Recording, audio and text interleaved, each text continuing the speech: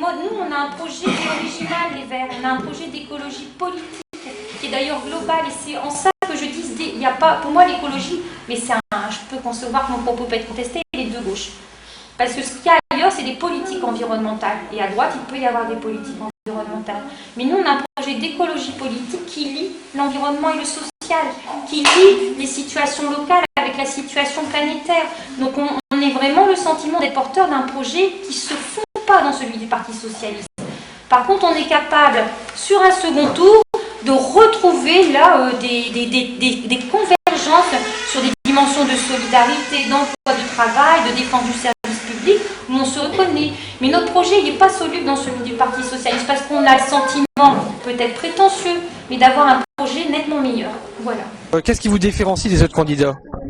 Je pense que c'est d'abord notre volonté de répondre à la fois à l'urgence environnementale et à l'urgence sociale dans notre circonscription, et le fait de porter un projet écologiste qui s'appuie sur la force militante des Verts dans notre circonscription. Si vous devez citer 3 raisons de voter pour vous, ce seraient lesquelles ? Alors je sais que les questions sont un peu à l'arrache, mais comme ça. Pour le logement dans notre circonscription. Pour l'emploi que générera un travail de rénovation et de création de logements sur notre secteur, pour les effets bénéfiques que cette chose-là donnera pour combattre le réchauffement climatique. Voilà au moins 3 raisons pour lesquelles je pense qu'il est nécessaire de voter pour les Verts dans notre circonscription. Et enfin, dernière question, parmi les interventions et les questions des habitants de ce soir, laquelle t'as le plus surpris ou le plus interpellé ou le plus...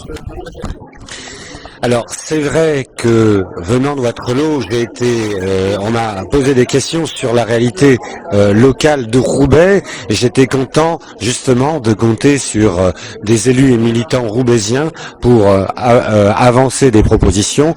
Un candidat n'est jamais seul, il est toujours, et vous le voyez, entouré d'une équipe, et je pense qu'il n'y a pas d'exercice solitaire de la politique, c'est une affaire collective. C'est bien. Voilà, merci.